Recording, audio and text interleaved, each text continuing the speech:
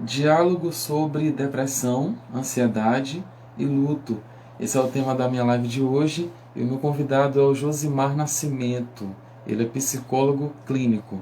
Vou colocar o tema aqui para quem for chegando já se situar a respeito. Todos são bem-vindos.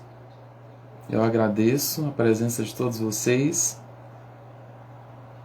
Lembrando que essa live vai ficar salva aqui no meu IGTV e também lá no meu canal no YouTube, Charles Dias, onde você tem acesso direto pelo link disponível na minha bio. Desde já eu te agradeço. Se permita a esse desenvolvimento pessoal e profissional. O Josimar já está entre nós. Lux, também seja bem-vindo. Vida, bem-vinda. Vou convidar o Josimar.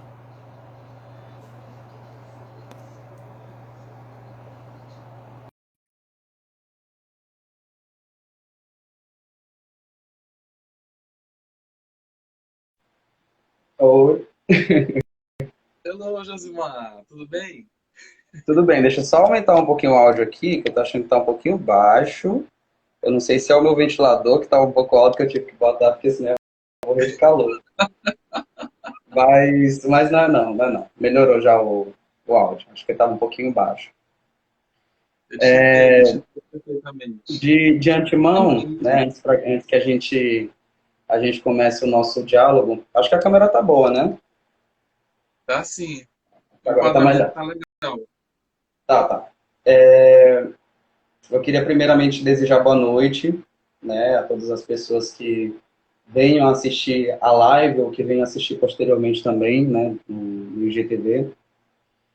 E a gente até chegou a conversar antes, né, Charles, da gente realmente definir qual seria a temática, para que a gente pensasse em uma forma de abordar o assunto, mas não de maneira tão maçante. Até cheguei a falar que poderia falar sobre o aspecto da pandemia, mas a gente já está tão sobrecarregado, né, de tantas informações a respeito da pandemia, que acho que me deu aí a luz de que não fosse realizado dessa maneira, e foi realmente até bom. Mas eu realizei Na verdade, eu fiz um slide, né, um slide, na verdade, para que eu tenha um roteiro a ser seguido. Nós temos aí muitas informações, são 3 temáticas muito relevantes para o momento que a gente está vivendo, não só para o momento, como para a vida num sentido geral, mesmo que não estivéssemos em pandemia. Então, é essencial que eu faça esse roteiro, justamente para que eu não me perca, não perca as estribeiras e não vá falando já sobre outros aspectos, porque se deixar eu vou falando e vai. Então, eu resolvi começar a live, né, esse nosso diálogo, esse debate que a gente vai ter, começar falando justamente sobre o aspecto da ansiedade, né, que é o que eu mais vejo, que as pessoas mais têm reclamado ao longo da pandemia. Nós estamos em um momento onde estamos enclausurados, né, digamos que privados da nossa liberdade, é uma liberdade que, de uma certa maneira, nos foi tirada, né, por esse aspecto da pandemia. E aí, realmente, esse espaço que é a nossa casa, visto que nós somos seres sociais, acaba que a gente se sente um pouco privado, a gente fica realmente preso a um ambiente onde as propostas de lazer são muito repetidas, né, onde a gente está sempre sendo muito bombardeado por informações. Então, a gente liga a TV, houve, infelizmente, o momento, né, sobre as piores notícias. Então, todos esses aspectos e tudo que a gente está vivendo acaba por propiciar o que é para ser um sentimento ou uma emoção que é normal, que é a ansiedade. Assim como a tristeza, mas que em certos graus, né, que é justamente esse aspecto também que eu quero abordar, pode levar aí para um transtorno depressivo. Mas os dois sentimentos que a gente trouxe aí para a live para abordar são sentimentos comuns, normais. A ansiedade nada mais é do que um estado normal, onde o sujeito ele, ele experiencia um estado de alerta, né, frente a uma situação ou futura ou imediata. Tanto que eu até quis fazer uma certa diferenciação entre o que é o medo e o que é de fato a ansiedade, que são aspectos naturais, mas que de maneira excessiva, onde isso comece a complicar ou comprometer a vivência do ser humano, isso aí já vai levando para uma outra questão, que é uma questão muito mais patológica, né? E aí a gente já pode abordar os transtornos ou de ansiedade ou de depressão. E eu até coloquei como um aspecto também da live, que foi uma proposta que nós dois acordamos, né? Que fosse o luto, que é algo que a gente tem também vivido bastante, essa perda de muitas pessoas que infelizmente também a gente está passando ao longo da pandemia. Então, é um aspecto que também está presente tanto na ansiedade quanto na própria depressão, né? E, como falado, a ansiedade, ela é natural, tá? Então, se a gente tem uma entrevista de emprego, a exemplo disso a live. Né? Uns dias atrás eu já estava estudando, já estava dando uma relembrada nas coisas. Então, assim, isso é natural, né? De certa maneira, é para ser um estado de alerta onde a gente se prepara para algo que está por vir, né? Enquanto que o medo já é algo que eu estou, a exemplo disso também, posso trazer como exemplo a própria live. Se eu estivesse nervoso, né, eu poderia ter algumas atitudes de esquiva em relação à live, eu faltar ou qualquer outra coisa, eu sumir. Entende? Então, assim, são aspectos que são naturais do ser humano, né? A maneira que a gente consegue se regular. E a ansiedade, ela traz justamente, ou mostra isso, de que algo está provocando ali uma certa desordem, né? Então, se eu tenho uma entrevista de emprego amanhã, hoje eu não consigo dormir, hoje eu não consigo comer muito bem, eu fico inquieto, e esses já são alguns dos aspectos ou dos sintomas do que é a ansiedade, né? Só que em graus mais elevados, a gente começa a perceber que isso se estende de uma maneira onde compromete, né? Compromete a vida das pessoas. E aí a gente já chega a falar, inclusive, de ataques de pânico, né? Que não é algo exclusivo de um transtorno, todos nós podemos ter um ataque de pânico, mas que são coisas que já são mais graves, sabe? Que já demonstram ali que aquela ansiedade já está passando mais para um aspecto patológico. Tá. E aí, como falado, né, eu tinha feito essa diferenciação do que é o medo, né, e do que é a ansiedade, só para frisar. E aí o medo ele vem como uma forma da gente, a exemplo disso. Se você passa por uma situação de um assalto, né? Quando você é assaltado, instantaneamente, por ser uma ameaça imediata, uma ameaça real, você esboça algum tipo de reação, que geralmente é de esquiva, de fuga, né, em relação àquela situação, justamente porque o organismo tem essa característica de sempre tentar se regular, né? A exemplo disso, tem pessoas até que desmaiam, é porque realmente é a única maneira que o organismo encontra de fazer algum tipo de regulação, né? Porque quando a gente está com medo ou com ansiedade, o nível de excitação sobe demais.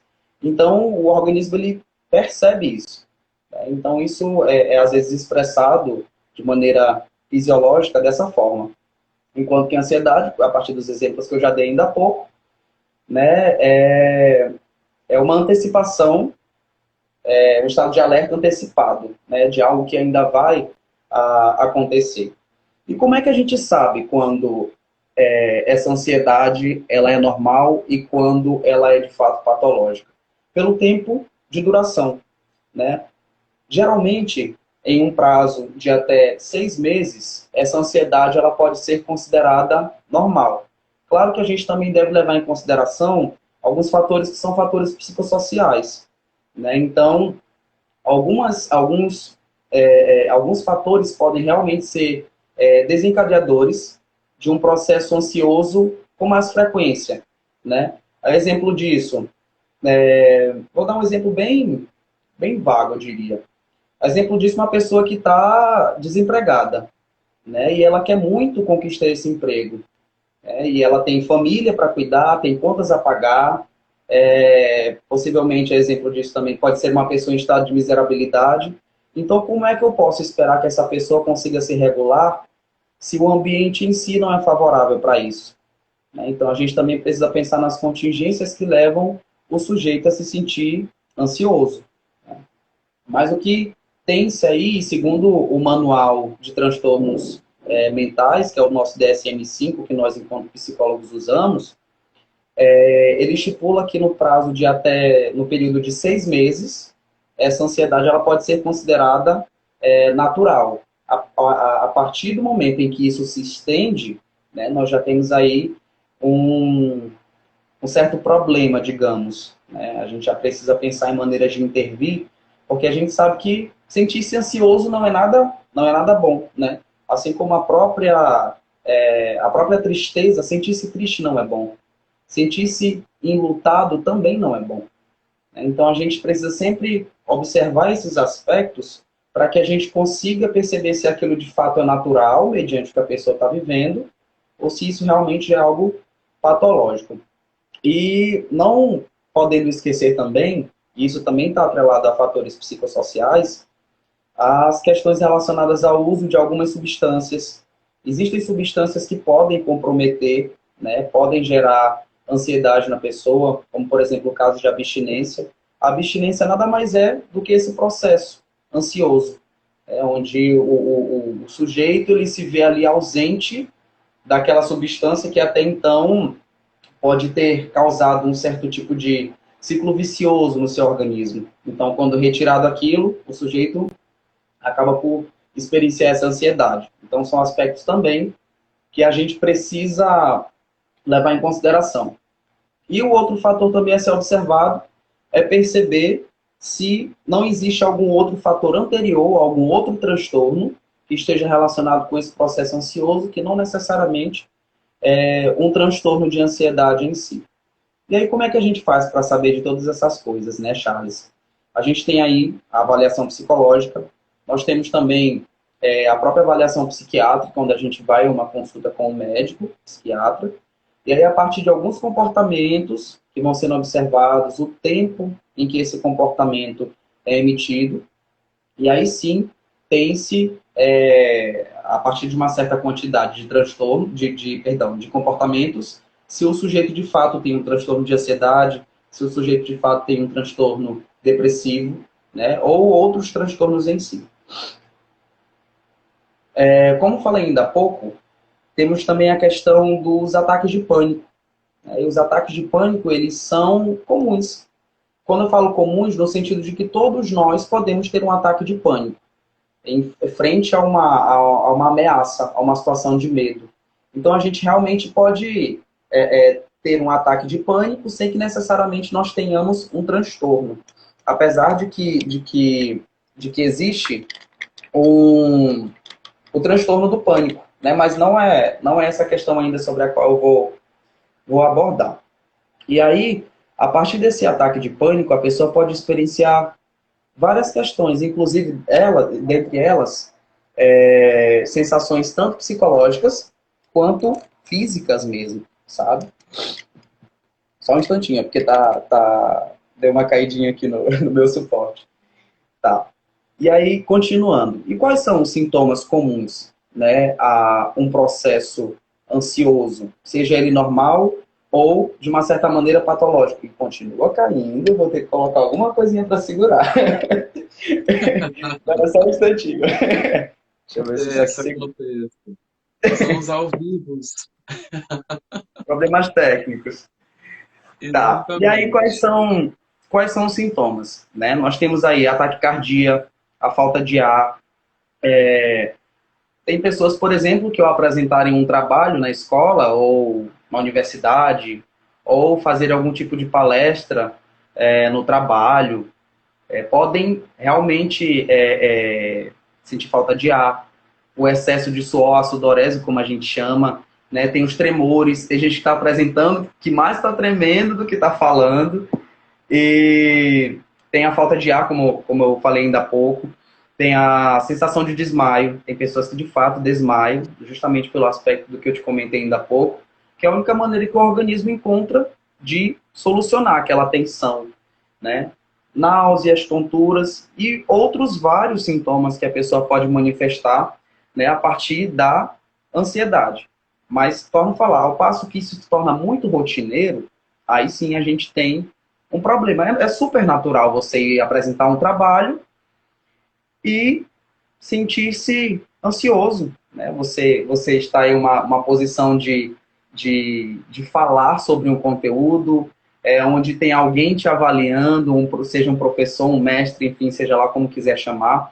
Então, isso, visto que geralmente a gente vê essa pessoa em uma posição acima da nossa, né, onde ele nos ensina e vai nos avaliar, temos então aí uma questão que pode realmente causar na gente esse desconforto, né? Meu Deus, eu posso errar a qualquer momento, né? Ou vou ser avaliado negativamente a qualquer momento. E que, inclusive, esse aspecto da avaliação negativa já pode ser um critério diagnóstico de outros transtornos que também estão dentro dos transtornos de ansiedade, certo? Mas mais para frente eu falo um pouquinho mais. E quais são os transtornos de ansiedade? São muitos, né? Ainda assim também sobre o DSM-5, mas eu trouxe somente 4 para que a gente aborde, porque senão a gente vai estender muito, e aí a gente tem um certo tempo, né, da live.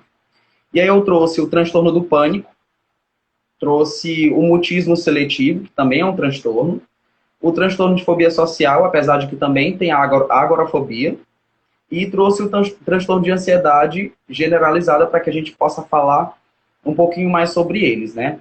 O transtorno do pânico, como eu falei ainda há pouco, nós todos podemos ter um ataque de pânico, mas o transtorno do pânico em si, ele é um excesso desse ataque de pânico.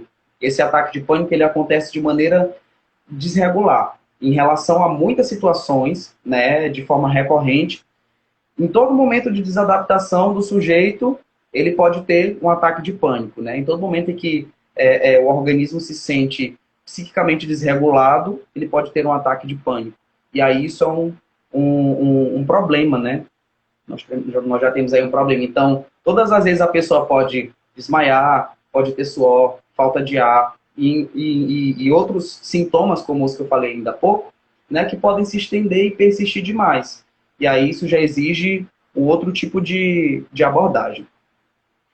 Temos o mutismo seletivo, que ainda há pouco também dei um outro exemplo que é pertinente, porque o mutismo seletivo está justamente caracterizado pela ausência da fala. Então, tem pessoas que em situações onde devam se expressar verbalmente em um meio social, essas pessoas simplesmente não conseguem verbalizar nada, né? E ficam caladas. A apresentação de um trabalho, elas não conseguem falar, só conseguem tremer, né? E isso é um problema, né? Isso pode afetar a pessoa até em um nível de autoestima, de comunicação social. Isso, para além de uma situação isolada, pode se dissipar para outros vários domínios, sabe? Temos a fobia social, que é uma das quais eu falei ainda há pouco, onde o sujeito ele se esquiva de interações sociais. Então, para o sujeito, é muito difícil ter algum tipo de relação social com pessoas que não sejam familiares. Então, digamos que o mundo ao redor, salvo as pessoas que realmente são da tua familiaridade, mas são pessoas estranhas. Então, manter um contato com essas pessoas é bem complicado. E aí pensamos agora, como não é para essas pessoas, né, Charles? Porque nós estamos falando de nós enquanto pessoas que, tecnicamente, fomos feitas para ser seres sociais. Aí, pensemos agora em pessoas que não conseguem socializar de maneira adequada, né? Então, temos aí realmente um aspecto que, de certa maneira, pode ser patológico. Óbvio que não, em todos os casos isso não vai ser patológico.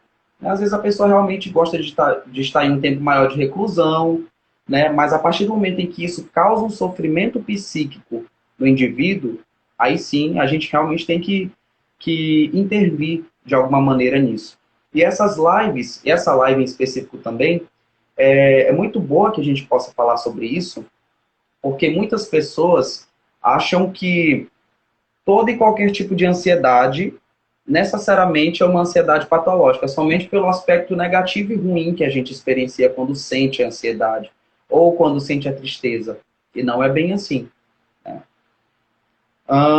E uma outra questão da fobia social é também de que a pessoa ela fica muito mais preocupada em como ela vai ser avaliada pelas pessoas socialmente. Então, essas pessoas, elas têm uma dificuldade de socializar justamente por temerem de que serão avaliadas negativamente, socialmente falando, né? Então, elas entram em um aspecto aí um pouco mais recluso, onde realmente elas não conseguem lidar com pessoas que não sejam familiares. E temos o transtorno de ansiedade generalizada, que foi um dos que eu quis trazer também, justamente porque é um dos mais comuns. Então, a ansiedade generalizada, que é justamente o que eu vejo que as pessoas mais se reclamam, né, é aquela ansiedade onde você realmente não consegue ter domínio nenhum sobre ela. Então, geralmente isso está muito atrelado ao aspecto escolar, acadêmico, de trabalho. Claro que isso pode abranger outros eixos da nossa vida, né, mas isso comumente se apresenta dessa forma. E esse sujeito, ele realmente não consegue. Então, se amanhã eu tenho uma entrevista de emprego, ao invés de eu me sentir ansioso, em um dado momento, por exemplo, hoje antes de dormir não consegui dormir porque amanhã tem entrevista de emprego. Não, essa pessoa passa uma semana inteira se sentindo mal, ansiosa, sabe? Então, assim, realmente a gente percebe que, claro, esse exemplo da semana é só um exemplo genérico, né? A gente percebe que a ansiedade da pessoa, ela se estende de uma maneira em que o sujeito ele realmente não consegue controlar. E é sempre importante evidenciar que de todas essas características que eu trago, né, e que realmente são a partir do que o DSM-5 traz, de todas elas, sem dúvidas, a mais importante é no quanto isso traz de sofrimento psíquico para a pessoa que sente, né? O aspecto é muito mais de perceber como a pessoa se sente, e até justamente por isso eu quis também trazer o aspecto psicossocial, porque não dá somente para a gente avaliar e enquadrar a pessoa dentro desses sintomas, né? A gente tem que entender como é que esse outro se sente. Claro que, vamos falar, nem sempre é patológico. Às vezes a pessoa só precisa de uma escuta, só precisa saber organizar melhor o seu dia, só precisa encontrar atividades prazerosas a serem realizadas para realmente conseguir desfocar disso que é para ser natural, né? Que é a maneira que o nosso organismo encontra de lidar com determinadas situações. E aí, sobre os aspectos ou sintomas da ansiedade, do transtorno de ansiedade, na verdade, nós já temos realmente aí a fadiga, o desânimo, né? Então, nós já temos aspectos diferentes daqueles que ditos anteriormente. Então, nós já temos aspectos que já começam a comprometer a realidade do indivíduo. O indivíduo se sente cansado, se sente desanimado, não consegue dormir, tem perturbações durante o sono, acorda várias vezes durante a noite, se torna um indivíduo irritável, né? Às vezes não pode acontecer isso de fagulha durante o dia, de uma experiência ruim, que a pessoa já entre em um pico de irritabilidade muito, muito alto, né? Aí temos também a questão da dificuldade de concentração, temos a questão da tensão muscular, que algumas pessoas também experienciam isso, torcicolo. Nós sabemos que nós somos seres que somos psicossociais, né? E a maneira que o nosso corpo interage é biopsicossocial. Então, não dá para entrar em uma lógica indissociável ou em que a gente possa separar a nossa mente do corpo. Ambos caminham aí em conjunto, né? Então, se psicologicamente eu não estou bem, isso pode ser refletido no corpo. Esse é um dos poucos aspectos que eu estou trazendo. Mas se a gente for pensar em outras questões, a ansiedade ela pode agravar muitas outras doenças, né, outras patologias que também estão relacionadas ao estresse, à ansiedade. Né? Nós temos pessoas que têm problemas cardiológicos, que quando a gente para observar a realidade dessa pessoa, tudo isso foi desencadeado por uma rotina ansiogênica. Né? Então, muita ansiedade, muita rotina ao longo do dia, a pessoa não tem tempo de reclusão ou para pensar em um lazer para si. Né? Então, isso realmente pode já ir caminhando aí para outras questões. Então, não dá para a gente fazer essa diferenciação, né, entre o que é mente e o que é corpo. Claro que algumas coisas são mais mente, outras são mais corpo, mas quando a gente para analisar o todo, na grande maioria dos casos, elas entre si têm muita relação. Né? Temos também o desespero, os pensamentos confusos e a insegurança, que foram os três últimos que eu ainda ia falar. Bom, eu quis trazer por hora, até então, um pouco disso, né, que também já é bastante coisa, do que é a ansiedade, quais os aspectos, né, que são aspectos naturais da ansiedade, e os aspectos que podem entrar em um grau de um transtorno de ansiedade em si. E não quis realmente trazer outros vários tipos de transtornos que estão atrelados à ansiedade, aos transtornos de ansiedade, porque ia ficar muito extenso. E eu já preferi entrar realmente dentro primeiro falando um pouco mais sobre a tristeza, para que posteriormente eu possa entrar sobre o que é um transtorno depressivo, né? E aí, o que é a tristeza, Charles? Bom, todos nós passamos por algum momento de tristeza. Às vezes ao longo do dia, ao longo da vida, então, nem se fala, né? Nós temos muitos episódios de tristeza, seja pela perda de um ente querido, e aí a gente já está entrando também dentro da questão do luto, seja pela perda de um emprego, seja a perda por um bichinho de estimação, seja por uma notícia ruim, seja lá pelo que for, né, que foi importante para a pessoa pode experienciar a tristeza. Isso é inteiramente normal. A tristeza nada mais é do que um sentimento normal. É normal a gente se sentir assim. E, novamente, assim como a ansiedade, ao passo que isso se estende, né, ao passo que isso começa a comprometer e trazer muito sofrimento para a pessoa não consegue se alimentar, a pessoa dorme demais ou nem consegue dormir, né, a autoestima da pessoa, a pessoa tem dificuldades, né, com a sua autoimagem, sua autoestima. Em alguns casos pode haver a ideação suicida. Então, assim, são muitas contingências e muitos sintomas que a gente também precisa, enquanto psicólogos, avaliar para que a gente possa definir se de fato aquela pessoa, aquele sujeito, apesar de que tanto que não tem um transtorno como que tem, precisam de escuta, mas às vezes aquele que está experienciando aquela tristeza, ele só precisa atravessar um processo que é natural, né? Mesmo que aquilo esteja trazendo um sofrimento para a pessoa, mas às vezes ele só precisa de uma escuta, de um acolhimento, né? E claro, que não necessariamente isso só o psicólogo pode fazer, né? Mas quando o aspecto é realmente no sentido de realizar uma terapia, esse acompanhamento, a terapia é o mais aconselhável, né? Realmente, se a pessoa estiver atravessando aí esse processo de sofrimento que acarrete um comprometimento da rotina da pessoa. E, como dito, né, é um aspecto comum da nossa existência, digamos, mas, ao passo que isso se estende, a gente já tem que avaliar por um outro viés. E, dentre os transtornos depressivos, né, já ir trazendo uma outra pauta, já entrando aí dentro da questão dos transtornos depressivos, a gente pode observar que esse aspecto da tristeza, ele também é existente em todos os transtornos, é um aspecto comum dos transtornos depressivos, só que a pessoa geralmente experiencia a tristeza, o vazio existencial, né? A pessoa não consegue encontrar mais sentido na vida, que é justamente esse um dos fatores que levam muitas das pessoas a terem ideação suicida, né? A ideação suicida, na grande maioria dos casos, nada mais é a maneira que o indivíduo, abre aspas, claro, encontra ou pensa que pode encontrar a partir dessa ação uma solução. E quando, na verdade, o sujeito que tem essa ideação, ele nada mais quer do que acabar com o sofrimento que ele tem, né? Com aquilo que lhe causa sofrimento. Não é com a vida dele. Só que, às vezes, isso acaba que é interpretado, né, como, não diria como uma válvula de escape, mas como uma última solução, né? A pessoa realmente não consegue mais encontrar nenhuma outra, e aí tem-se, então, a ideação suicida. Mas, claro que são casos e casos, existem níveis, né? Existe o nível leve, o médio, o nível grave para todos os transtornos. Então, isso também precisa ser avaliado de maneira bem sucinta. E a depressão, ela geralmente é acompanhada por aspectos tanto fisiológicos quanto cognitivos.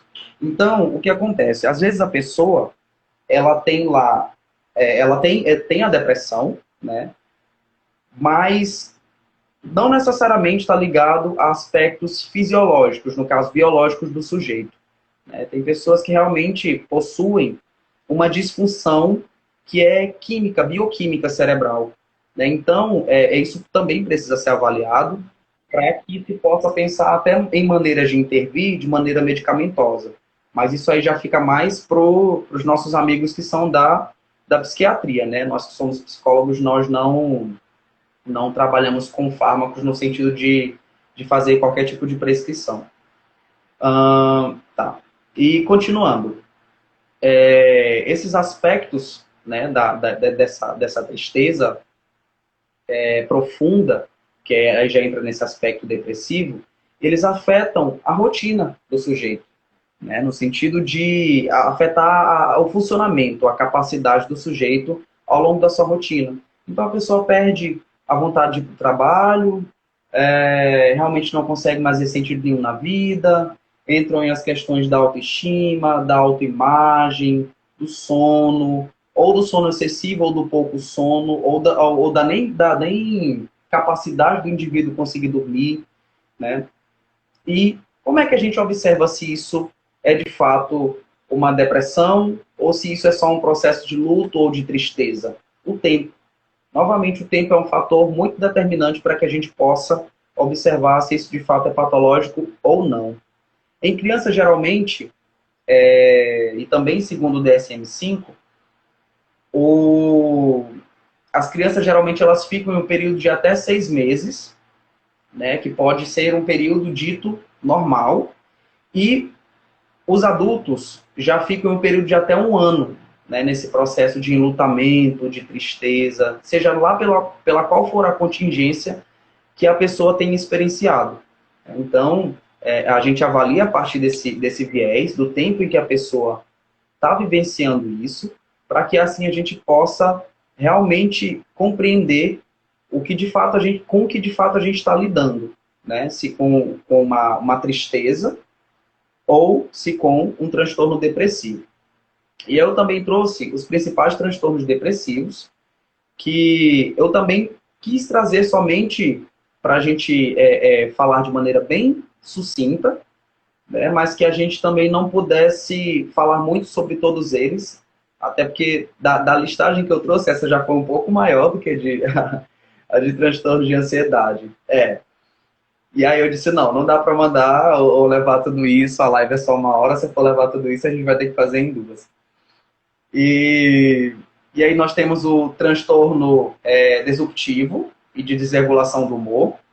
Nós temos o transtorno depressivo maior, o transtorno depressivo persistente, o transtorno disfórico pré-menstrual e o transtorno depressivo induzido por substância ou medicamento, né? Novamente, nós temos aí o aspecto da substância. Existem medicações que podem fazer com que o sujeito ele se sinta mais triste, né? Ou seu humor mais depressivo, digamos.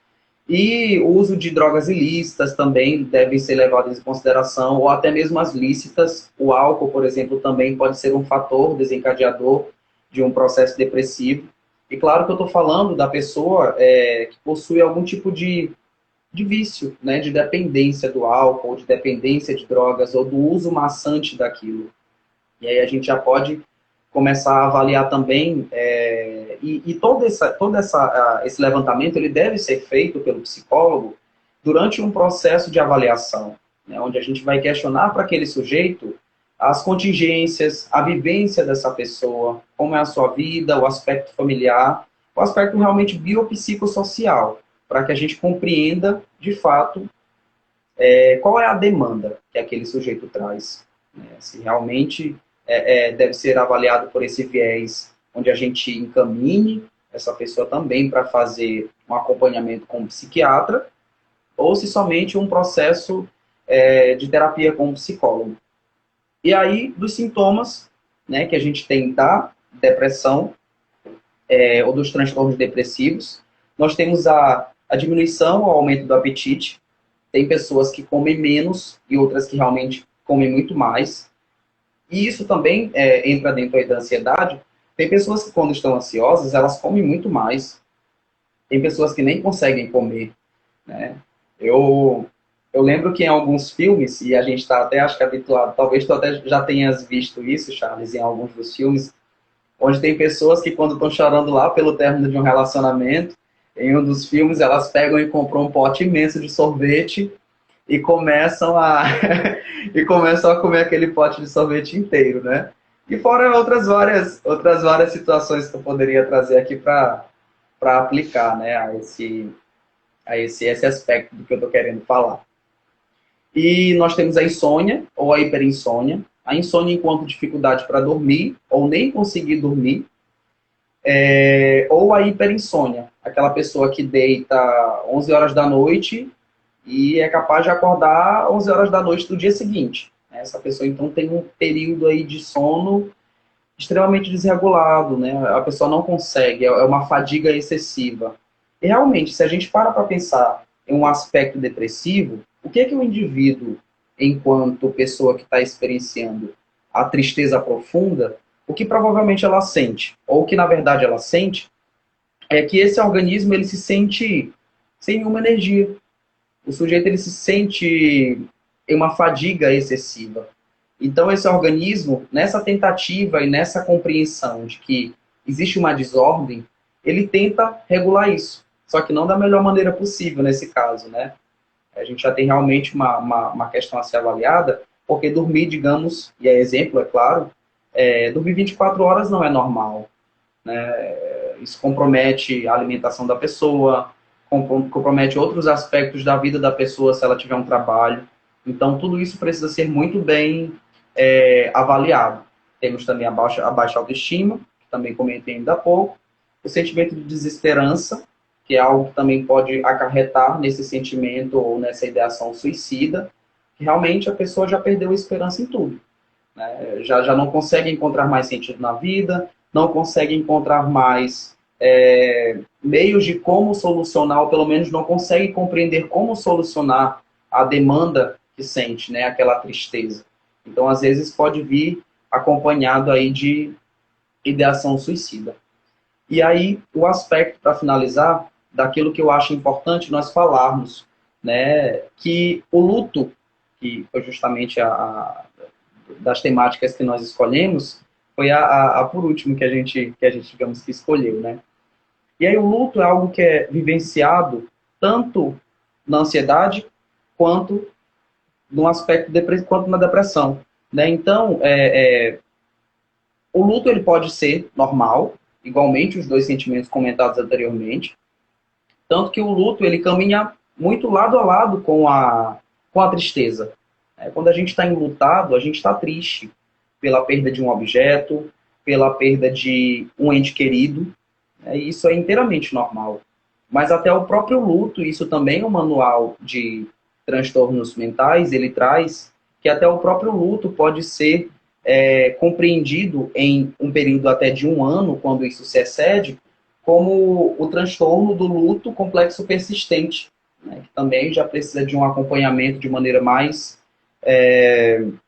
não diria nem intensiva, mas de maneira mais cautelosa, né, para que a gente realmente consiga ajudar essa pessoa que está em sofrimento psíquico. E aí, como aspectos do luto, o sujeito ele pode experienciar o humor depressivo, a insônia novamente, tanto na ansiedade, né, como falei ainda há pouco, quanto na depressão. No luto ele também pode se apresentar dessa maneira. O sujeito pode perder o apetite, ele pode ter um choro constante, como, por exemplo, a gente percebe muito em algumas semanas após o falecimento de um ente querido.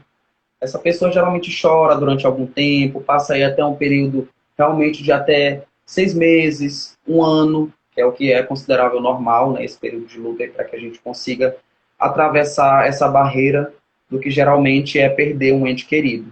E na pandemia, então, né, que nós digamos que realmente isso tem estado muito em alta, perda de muitas pessoas. Então, a gente precisa muito bem avaliar, mas também, e esse é uma proposta até para a família, mas no sentido de acolhimento, né, daquela pessoa que acabou de passar por uma perda recente, para que a gente possa realmente acolher essa pessoa, compreendendo de que esse sofrimento ele é normal, ele é significativo. Perdeu-se ali uma coisa que até então era importante para o indivíduo. E eu não falo só de uma vida, por exemplo, né? Eu tô só falando, nesse exemplo, de uma vida, de uma pessoa que foi perdida. De um familiar, de um namorado, de um ente querido, enfim. Mas pode ser um emprego, pode ser um bichinho de estimação. Todo e qualquer sofrimento psíquico, ele deve ser escutado, ele deve ser levado em consideração. Aquilo para o sujeito que sente, importa, né? É importante, aquilo precisa ser escutado e precisa ser acolhido. Porque o que a gente costuma ver, e a gente fala muito isso no Setembro Amarelo, né, que é em relação à campanha de prevenção ao suicídio, de que depressão não é bobagem, né, justamente porque, às vezes, a pessoa, tudo que ela precisa é somente de acolhimento, e é o mínimo, e é tudo que ela não encontra. Né? Ela encontra pessoas para dizerem que aquilo é bobagem, às vezes, perdeu um relacionamento, né? Terminou um relacionamento. Mas isso é bobagem, tu já está esse tempo todo sentindo isso. Tá, para você pode ser que aquilo seja mais fácil de ser atravessado, mas para o outro é difícil. E para ele aquilo é significativo, importa, dói e também merece ser escutado. Né? E, por último, o que a pessoa também geralmente pode fazer, isso também é comum ser observado. Geralmente a pessoa enlutada, ela não quer falar sobre o aspecto da perda. Ela não quer falar sobre a morte do pai, ou seja lá de quem foi aquela pessoa que foi perdida. Né? Ela não quer falar sobre essa perda de emprego, ela não quer falar sobre a perda desse bichinho, seja lá qual for o objeto, ou a pessoa, se for o caso, né? A pessoa geralmente tem um comportamento muito de esquiva, de não querer falar sobre porque é doloroso. Isso também precisa ser respeitado. E aí também, só para finalizar, eu quis trazer uma fala, né, que é um conceito que eu achei muito interessante, que é justamente do dicionário de psicanálise, que eu, pela abordagem que eu sigo, que é a abordagem psicanalítica, né, o meu fazer psicológico, eu quis trazer quanto ao aspecto do luto. E, segundo o dicionário de psicanálise, né, que foi construído pela autora, que é a Rodines, ela traz um conceito que eu achei bem bacana. Eu disse, caramba, eu acho que talvez seja realmente esse aspecto onde a gente possa pontuar para que as pessoas compreendam o que é um luto normal e o que isso pode vir a evoluir e como isso pode ser percebido, né, pelas pessoas. E o trabalho do luto, que é esse processo natural, é que geralmente a gente vai se desprendendo. Claro que a gente sofre, mas a proposta do luto é sempre que a gente vá conseguindo atravessar esse processo onde a gente se desprenda desse sofrimento. Né? Então a gente vai se distanciando, até que chega um momento em que de fato a gente já consegue falar sobre aquele aspecto ou aquele assunto, né? A gente já consegue lidar de maneira melhor com aquilo. E do contrário, isso pode, claro, segundo esse conceito que é trazido pela autora nesse dicionário, pode chegar a um aspecto onde a gente entra na melancolia. Né? E aí a melancolia, segundo o que ela coloca, já entra aí dentro de um desespero, né? Onde o sujeito ele realmente já não consegue mais... É um desespero irremediável. A pessoa não consegue remediar aquilo de nenhuma maneira, não consegue encontrar uma maneira de significar, não consegue encontrar uma maneira de superar e atravessar, né, aquela tristeza ou aquele processo de luto. E aí, para finalizar, que talvez seja o aspecto, já falei para finalizar 2 vezes, né, mas ainda estou continuando. Como é que a gente faz para lidar com tudo isso, né, Charles? Talvez seja também a maior das coisas que a gente quis trazer com essa live. Né? Que a gente fala sobre tudo isso, fala sobre ansiedade, sobre o aspecto natural e sobre o aspecto patológico, sobre a tristeza e sobre a depressão, sobre o luto. Mas e aí, como é que eu lido com cada uma dessas coisas? Né? O que eu posso fazer na minha rotina para lidar com tudo isso? Ainda mais dentro do momento em que nós vivemos. Em uma outra realidade, em outro momento, não que nesse seja mais difícil, mas realmente nem todos, e a gente também precisa pensar em um aspecto social, econômico, cultural, Nem todas as pessoas, por exemplo, como uma das propostas que eu coloquei para reduzir essa ansiedade ou depressão, podem fazer terapia. Nem todo mundo tem condição, né? E a gente também precisa pensar e atingir ou pensar em como conversar com essas pessoas que talvez possam vir a assistir essa live, que não tenham essa condição, né, de conseguir fazer uma terapia. Às vezes, mesmo que o valor seja o mais simbólico possível, ainda assim para aquela pessoa significa muito. Ah, mas é só R$ 10. Mas R$ 10 para aquela pessoa significa muita coisa, às vezes, né? Então, mesmo que eu tenha colocado como psicoterapia, um dos exemplos de como a gente pode reduzir isso, a gente também precisa pensar nessas pessoas. Para a ansiedade, por exemplo, a gente pode pensar em formas de organizar de maneira mais adequada essa rotina. Então, se aquilo de uma certa maneira me causa desordem, nossa, minha rotina é super estressante. Como é que eu faço para me organizar em relação a isso? Você vai lá e pode, quem sabe, isso é uma proposta, é claro, coloca lá um calendáriozinho, e aí você coloca lá quais são os teus afazeres ao longo da tua rotina, né? Claro que não dá para a gente controlar tudo. Tem contingências que estão para além daquilo que a gente tem controle, os imprevistos, né? Então é uma notícia ruim que pode vir a acontecer, provavelmente vai te causar uma desordem, que é para ser natural, né? O viver não tem que ser algo tão, tão controlável, nem dá para ser, na verdade, né? Mas dá para a gente tentar um pouquinho, da melhor maneira possível, ou da maneira que der, a gente conseguir organizar um pouco disso.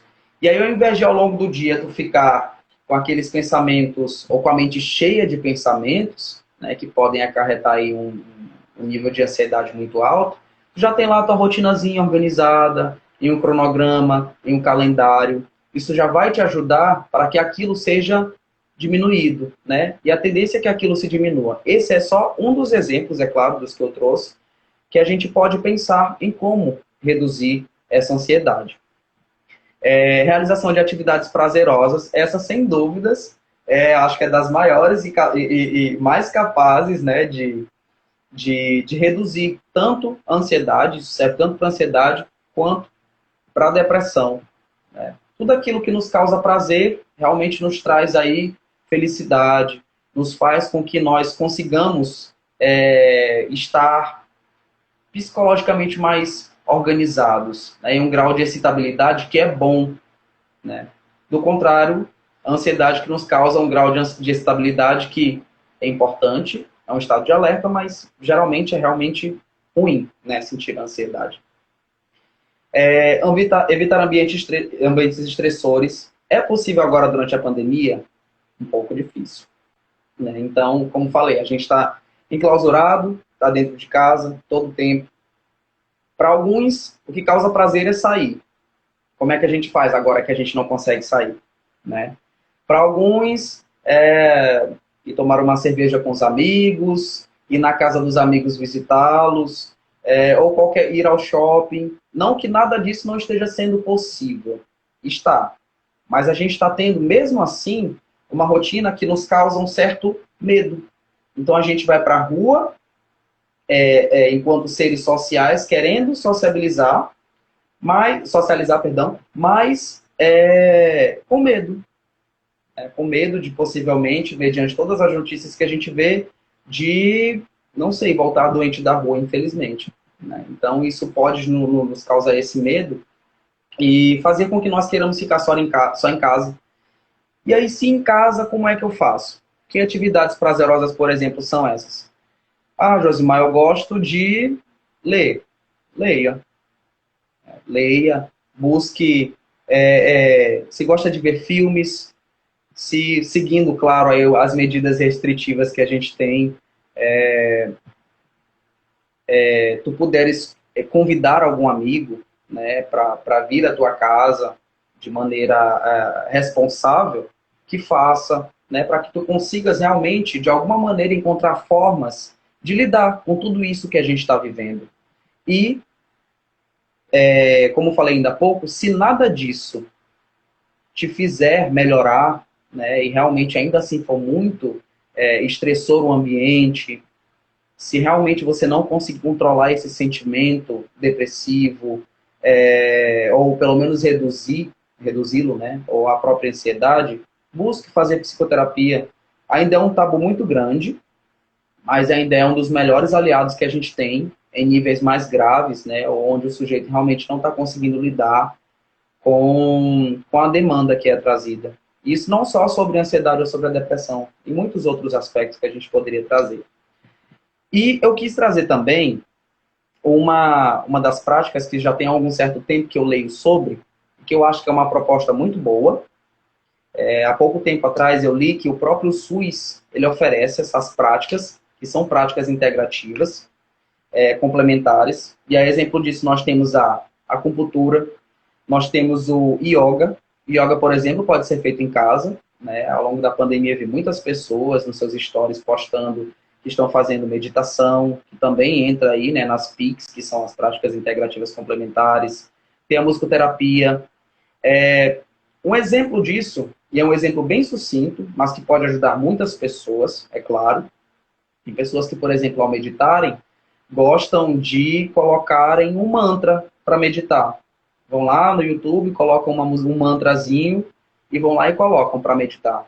Isso já consegue realmente trazer aquele sujeito desse grau de excitabilidade negativo para um espaço onde ele consiga relaxar durante a meditação, por exemplo. Por quê? Porque a pessoa consegue exercitar a respiração, consegue se manter ali um breve momento. Às vezes 5 minutos que você tira do dia, 5, 10, 15 minutos que você tira para meditar, já produz aí no teu organismo, né, um grau melhor de regulação, para que ao longo do dia tu não se sinta tão estressado, para que tu consiga lidar com a rotina. Claro que, às vezes, a depender da rotina, nem todo mundo acha que consegue, só 5 minutinhos, mas dá. São só 5 minutos. Dá pra gente tirar um tempinho aí, se sentar e ficar quietinho um pouquinho e tirar um tempo para si. Na nossa rotina, na nossa correria, a gente acaba pensando que não dá, mas dá.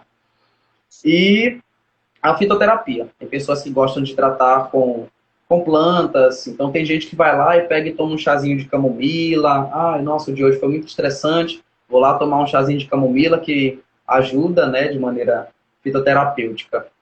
E outros vários fatores que eu coloquei. Horários regulares de sono, exercício de respiração, que é justamente o que eu falei ainda há pouco. Pessoas, por exemplo, quando estão vivenciando ou experienciando um ataque de pânico, geralmente, lembra da questão lá dos 10 segundos, contar até 10? Pois é, isso também conta bastante, né? Contar até 10, por quê? Porque esse tempo que você leva contando até 10, a tua mente se mantém ocupada, se mantém mais calma, né? Ou pelo menos espera-se que isso consiga ser alcançado pela pessoa. Então, realmente respirar para tentar encontrar uma maneira de regular esse organismo, de tentar sair um pouco desse ataque, eu diria, de estresse, né, que é esse ataque de pânico. Evitar pensamentos negativos, outra coisa que é uma recomendação a ser feita, mas que não é tão fácil de ser feita no momento também. A gente precisa ser realista, né? Tem pessoas que não conseguem não ter pensamentos negativos no momento. E a gente também precisa encontrar outras maneiras de alcançar essas pessoas para que elas consigam pensar em outras formas, que não só essa, de lidar com esse sofrimento ou com essas características todas que falei. Lazer ou atividades com a família, cuidado do seu corpo, melhor alimentação e principalmente no aspecto depressivo. As pessoas depressivas, elas precisam também manter uma alimentação adequada, porque nós sabemos que existem alimentos que favorecem o nosso organismo, quimicamente falando, né, pelas substâncias que são trazidas, como é que eu poderia falar? Hormônios não seria essa palavra, mas substâncias que são favoráveis para que nós nos sintamos felizes. Então, nós temos aí a serotonina, né, que é um hormônio. Então, alguns alimentos eles ajudam para que os nossos neurotransmissores consigam produzir mais serotonina. Então, a gente consegue, a partir da serotonina, sentir realmente um pouco mais de felicidade. Então, tudo isso precisa ser colocado em pauta, né? Melhorar a qualidade de vida, do sono, da alimentação, exercícios físicos, se puder fazer ou quiser fazer, organização dos horários, pensando aí na questão da ansiedade. Então, ao longo de tudo isso que eu falei, a gente já realmente pode ir pensando em como ir tentando lidar com todos esses aspectos. E por último, a terapia, só para ressaltar, né, que realmente eu acho que sem dúvidas acho que é a mais importante, como das questões, porque a gente pensa, Charles, e isso é culturalmente colocado, né, de que a psicoterapia só deve ser buscada em último aspecto, em última instância. E às vezes não. Às vezes tu conseguirás atravessar muito mais rápido o luto se tu estiveres em um processo de psicoterapia, né?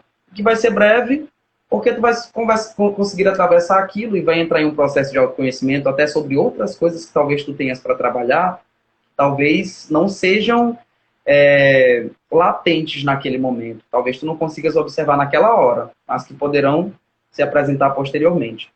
E aí, o diagnóstico de tudo isso que eu falei um pouco mais lá atrás tem que ser feito com psicólogo ou psiquiatra, né, a partir de uma avaliação aí psicológica com os psicólogos. E medicações, na minha concepção, devem ser realizadas ou utilizadas em conjunto a partir da prescrição de um psiquiatra e utilizadas em conjunto com a terapia. Porque pensemos no exemplo. De nada adianta se eu estiver, e isso, claro, vai ser metafórico, de nada adianta eu ter uma dor de cabeça porque eu tenho um problema de visão, né? Eu estou comumente lendo no computador, então eu estou forçando demais a minha visão. Então todos os dias eu sinto a dor de cabeça. Ok. Mas aí eu vou lá e tomo um remedinho para dor de cabeça. Amanhã eu torno a sentir a dor de cabeça novamente. A medicação ela é um paliativo. Então, toda medicação, ela vem num sentido curativo. Ela te traz uma, uma solução momentânea para a tua questão. E, às vezes, a tua dor, a tua necessidade é muito mais de fala, é muito mais de expor. Então, claro, não desmereça em nenhum momento, e quero ressaltar isso, a importância das medicações. Elas são muito importantes, sim. Existem pessoas em estados muito graves, depressivos ou de ansiedade, que realmente essas pessoas precisam de medicação para que elas consigam se regular.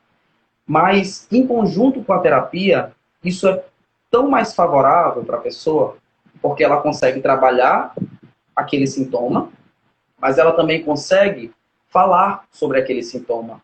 Então, ela não só busca de uma maneira medicar o sintoma, mas ela também busca falar e trabalhar e entender ou compreender como lidar com aquele sintoma, né?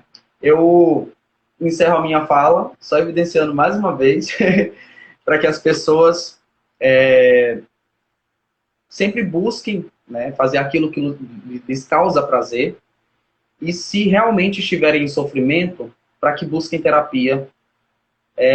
Eu acho que a gente já chegou em um momento, e isso a gente tem que ficar sempre evidenciando, de que a terapia é um aliado.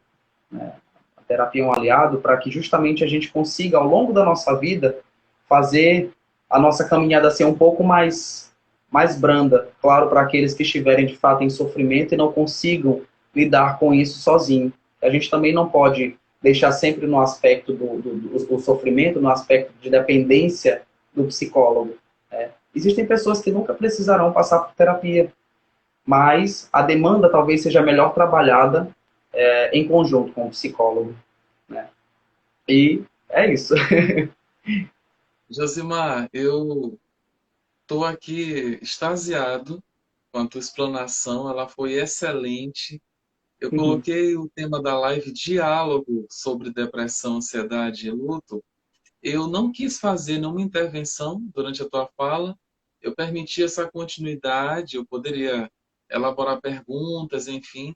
Mas nesse caso aqui, eu acreditei e estou apostando nisso de que toda a tua explicação ela foi um, motivo, um fator de encorajamento para que as pessoas se atessem ao conteúdo e elas pudessem extrair o melhor e fazer essa autoanálise, esse examinar-se, avaliar-se, questionar-se Sim, sinceramente, uma observação a respeito de si, do que tem sentido, do que tem nutrido, no que concerne às emoções, aos sentimentos, a diferença disso que eu tanto falo, ao estilo de vida que elas têm levado.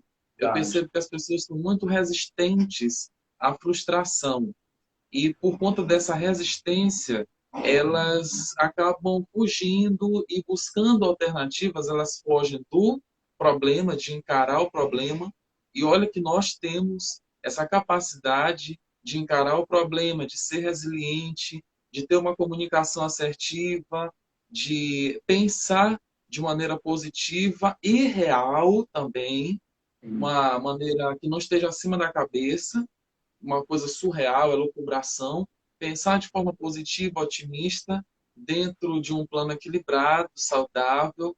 A gente tem a capacidade de nutrir bons sentimentos. A gente também pode alimentar crenças que sejam fortalecedoras, em vez de sim, crenças limitantes. E começar a falar de nós mesmos de uma forma que se aprecie, que se valorize, que se abrace e traçar estratégias para cuidar de si mesmo. As pessoas elas têm gostado cada vez menos de si. Uma autoestima, uma autoimagem totalmente distorcida, baixa, e a autorrealização delas é quase nula, se não é nula, ou até mesmo sim, negativa. Então, por conta dessa resistência à frustração, elas têm recorrido a remédios, a drogas, a prazeres momentâneos, são movidas pela emoção. Toda proposta que vem, elas aceitam. Elas não usam do autocontrole, da inteligência que possuem para poder sim, avaliar. É isso mesmo que eu tenho que fazer? É necessário? Eu preciso disso?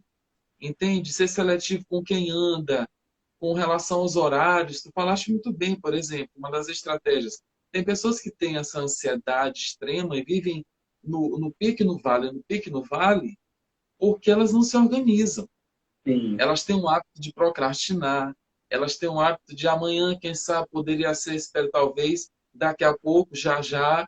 Então, ao fazerem isso, elas se sabotam, depois vem aquele sentimento de satisfação, de não conclusão, e isso pesa. Nós, seres humanos, gente, todos nós aqui, a gente aprende com isso. Aqui está um coach conversando com um psicólogo, aqui está um psicólogo conversando com um coach. Mas em nenhum momento vocês olharam aqui prato, colher ou qualquer outra coisa voando, entendeu? Não teve nada disso. A gente se respeita demais, a gente já teve alguns diálogos, talvez até acalorados, no ponto de um vista de pouco. algumas pessoas. Só que a gente, pelo fato de se respeitar, Sim, a gente não entra em extremos nem acaba com o elo, com o vínculo, com a amizade. Então, o que eu percebo, Josimar, é que as pessoas têm negado a si o direito de viverem plenas e felizes. E isso sim, não tem em um pote na farmácia, não tem em uma maca no hospital, na clínica que faz plástico. Isso não se encontra em uma pílula. Ali tem um é, êxtase, ali tem um pico, tem um momento, tem algo que é proporcionado. E aí, mas depois que aquilo passa, o que é que fica? Então, é importante o dia a dia, o segunda, terça, quarta, quinta, sexta, sábado, domingo. O que, que eu posso fazer da atividade física? Eu já ouvi pessoas na semana passada mesmo, dando desculpas assim, que eu, gente, que desculpa esfarrapada é essa? Que desculpa esfarrapada? E para alguns eu digo claramente, de forma até mais agressiva, porque eu os amo. Então eu sim, não vou ficar cerceando e colocando um tom de voz aveludado. Eu digo, olha, isso é uma desculpa. E é uma desculpa que é um motivo camuflado com uma mentira. Então, eu sinceramente acredito, Josimar, que as pessoas que, por exemplo, eu não acredito que seja regra geral, mas boa parte das pessoas que entram em uma crise de ansiedade, que até mesmo entram em um processo de depressão, isso não começou na quinta e na sexta-feira já está no fundo do poço. Não, isso é gradativo. E a pergunta que eu faço é o que que cada um de nós tem feito com a própria vida? No sentido dos relacionamentos, da comunicação, do olhar no espelho, do se conhecer, do autoconhecimento. Gente, isso é muito importante. O se conhecer, o saber até que ponto eu posso ir, o que que eu tenho que eu estou projetando no outro, que eu não gosto, eu odeio fulano, eu odeio ciclano, tá? Mas provavelmente eu tenho aquele mesmo comportamento. Se eu for Sim, olhar em uma abordagem psicanalítica, eu estou ali tendo o mesmo comportamento, estou me vendo, mas eu estou negando, eu estou fugindo negando em disso. mim.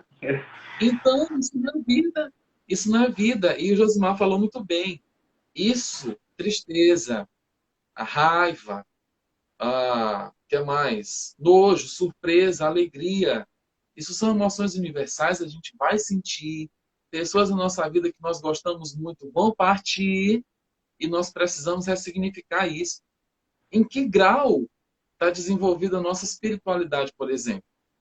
As pessoas às vezes estão dentro de uma igreja, ou numa reunião espírita, ou numa reunião, não sei, conforme a religião, não sei, mas elas estão lá, mas não estão aprendendo nada. Parece que é só para prestar conta para a sociedade. Eu sou isso, eu sou aquilo. Mas você vive o que está sendo pregado e dito lá? Geralmente uma mensagem boa, saudável, rica, muito aprendizado, muita lição. Tem gente que está cheia de livro, tem um arsenal e tem toda a parafernália em casa, mas não lê nenhum capítulo. É só para dizer que tem. Mas, sabe, tem a camiseta, sabe, conhece, só tem um grau intelectual, às vezes até lê, extrai muito bem, mas não sabe aplicar no seu dia a dia. E É. isso é a prova, é a evidência de que as pessoas têm vivido em um estado de ignorância. Ignorância tem, eu acredito que tem dois lados. Tem o de não saber. Pode ser que a ficha caia para muita gente ao olhar essa live, por exemplo. Agora tem um outro lado, é eu saber e eu ter uma atitude de Ignorar. brutalidade. Isso é besteira. Eu já ouvi algumas pessoas dizerem isso em alto e bom som. Isso é depressão, bota para trabalhar. Isso é besteira. Isso é frescura. Dizer nesse tom. Então, eu vejo o quanto que as pessoas têm a ignorância sobre as próprias vulnerabilidades, as Sim. inclinações naturais, as tristezas, as frustrações, as decepções, as iras. Então, tudo isso é muito importante. Geralmente, isso não é regra geral também, mas Sim. geralmente quem está em processo de terapia são pessoas que são mais equilibradas. Elas reconhecem mais ali, opa, eu estou me excedendo aqui, é um ciúme exagerado, é uma raiva descompensada, projetada de forma leviana. Então, elas começam a refletir: o que eu posso fazer para então traçar estratégias? Em vez de ser dependente ou codependente de um coach, de um psicólogo, por favor, me diz o que fazer. Eu estou numa crise. Tem pessoas que precisam dessa assistência, precisam desse suporte. Agora, vai chegar um momento que parte da nossa decisão, do nosso estilo de vida. Quer dizer, a live vai ficar gravada. Quem quiser ver, rever, compartilhar, amamos. É o nosso trabalho que está aqui sendo bem representado. A gente falaria horas a fio, com certeza. Agora, a mensagem, uma das mensagens centrais que ficam é: façam o melhor que você puder fazer por sua vida. Sim. Se ame, se respeite, obedeça O, os limites, o valorize aspecto. o outro, comece a se apreciar. Não é um Sim. superestimar-se, mas comece a se apreciar. Isso é extremamente importante ao usar da capacidade de disciplina, de domínio próprio, de autocontrole. Porque se, por exemplo, o Josimar tivesse, vamos supor que aqui é uma casa, aqui tem quatro paredes, vamos supor que a tela, não tem ninguém na live, vamos supor, vocês aí, ó, eu dedico aqui o meu respeito à apreciação a todos que estão nos assistindo, mas vamos supor que não tem ninguém na live, e eu começo a ralhar aqui o Josimar, brigar com ele, gritar e tal, na primeira pessoa que eu respeito, que eu temo, que entra, Josimar, tudo bem? Ô, meu querido, que... Então, tem alguma coisa errada. Como é que eu digo que eu não sei me controlar? Eu não posso me controlar. Então, são pontos. Tem transtorno, Charles? Tem. eles existem. Tem pessoas que não têm autocontrole natural, elas precisam de ajuda, ou de uma medicação. Tem, isso é fato. Agora, boa parte de nós, eu posso garantir que é a negligência, é a falta de respeito a si mesmo, é uma desobediência, é achar que isso é personalidade forte. Eu tenho personalidade forte, então eu saio batendo em todo mundo. Eu estou triste, eu desconto no outro. Eu estou depressivo, então, o que às vezes pensa que é. Porque eu tenho certeza que Josimar sabe de casos de pessoas que consideram o Google o doutor, o mestre, o consultor, o médico. Elas acham que o Google é tudo. Essa live aqui não é consulta. Hashtag fica a dica, ou lembrete. Ela não é consulta. Josimar, você pode depois entrar falar com ele no direct. Eu estou até lembrando, sigam ele aqui também no Instagram, por favor. Obrigado. Maravilhoso, sem conexão. Sigam a live, vai ficar gravada. Vou postar no meu canal no YouTube. Agora, ela não é consulta. E eu não estou aqui fazendo consulta. Eu só estou apresentando orientações, direções, e o Josimar também, a fim de que você tenha a melhor vida possível. Nós temos a vida perfeita. Tem, Josimar? Tem a vida perfeita? No mundo de Alice. Eu não vivo no mundo de Alice, nem o Josimar não vive no mundo de Alice. É só você dar uma passeada lá, porque aqui no Instagram, no Facebook, é uma vida plim, plim, plim, plim, plim, só falta ver as estrelas. Tem um filtro que eu podia botar para ficar com a pele melhor ainda, ela tá boa, mas ela podia ficar melhor. E tem muita gente que se engana. Nós temos os nossos desafios diários. E isso é positivo, isso é bom, porque cria em nós músculos, cria em nós a resiliência, cria em nós a garra, aquela gana, a vontade de viver e de encarar a cada coisa que aparece. Então, Josimar, eu te agradeço muito, muito Eu que mesmo. agradeço. Eu aqui franqueio a fala final para ti, de agradecimento, e também a todos que estiveram aqui na live e os que assistirão depois. Espero que até esse momento já está com 1h11, mas tem gente que vai, tem gente que vem, tem gente que vai e volta, e isso é maravilhoso, tem gente que vê depois. Então, como eu disse anteriormente, vai estar lá no meu canal no YouTube, a live gravada. E se permitam, dê esse passo. Achar, tu quer que a gente se inscreva no teu canal? Quero, sim, eu quero, lógico que eu quero. Porque vai dar número, ou vai com certeza, vai mudar. Cada um que se inscrever vai aumentar. Mas isso é bom, isso é maravilhoso, porque você não está indo somente para um canal que não tem nada a lhe oferecer, que não agrega nada a ninguém. Entende? É algo que vai lhe projetar, lhe promover, se você aplicar o que tem ali na sua vida diária. Então, Josimar, quais são tuas palavras finais aqui nessa live? Antes de agradecer, Charles, eu gosto sempre de pensar da seguinte maneira. Tudo isso que tu falou é muito importante, né? A gente está falando sobre o viver, né? Mediante tudo isso que tu falaste, sobre o aspecto da resiliência. Realmente tem pessoas que têm essa resistência à frustração. A grande verdade é que tem sentimentos que são ruins de serem sentidos, né? Só que a gente precisa compreender que nem todos os sentimentos que a gente vai ter ao longo da vida serão prazerosos. A maneira que a gente lida com isso, aí já entra dentro do aspecto da ressignificação, né, de cada uma experiência que a gente tem. Mas é claro que eu gosto sempre de pensar também da seguinte maneira. Eu ou você, que estamos aqui, nós somos privilegiados. Nós tivemos uma família, uma base, uma estrutura.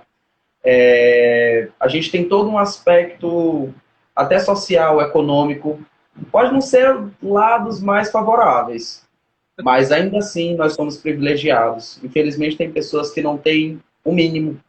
E esperar que essas pessoas tenham saúde mental, eu acho que também é tóxico, eu chegaria até a dizer isso. Né? É tóxico demais eu esperar que, por exemplo, alguém que vive em situação de miserabilidade esteja saudável mentalmente. Então, é algo que a gente tem que sempre tentar não generalizar, né? Que foi justamente algo que você fez, não generalizou a partir daquilo que você trouxe.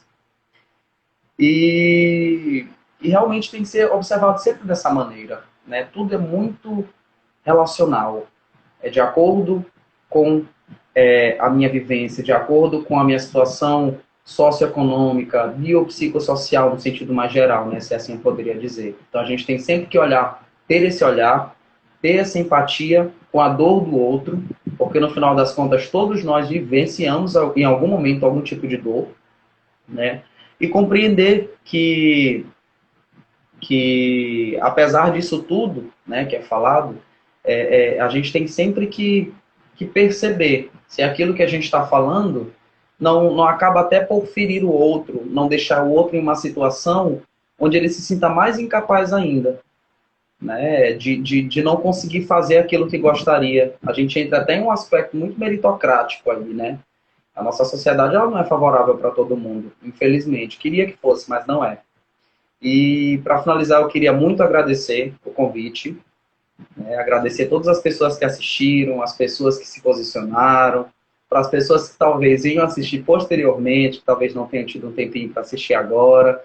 O sentido da live, sem dúvidas, e eu acho que tanto para você quanto para mim, levar informação, né? Fazer com que as pessoas elas compreendam até onde é saudável se sentir de determinada maneira e de até que ponto não é saudável se sentir de outra maneira X, né? Então, é sempre muito dentro dessa abordagem de mostrar, mas também até mesmo de aprender, né? A gente, quando está lendo aqui, para além daquilo que a gente já sabe, a gente sempre aprende um pouquinho mais, né? Quando a gente vai estudar para trazer esse conhecimento para as pessoas. Então, eu acho que, sem dúvidas, é uma troca. Então, eu vou falar muito obrigado pela experiência, muito obrigado também pelas suas colocações. Eu sou muito falante, mas fico feliz que você tenha gostado de tudo o que eu falei, né? E que não tenha precisado, realmente. Eu espero que eu tenha conseguido responder as perguntas das pessoas que talvez tenham dúvidas.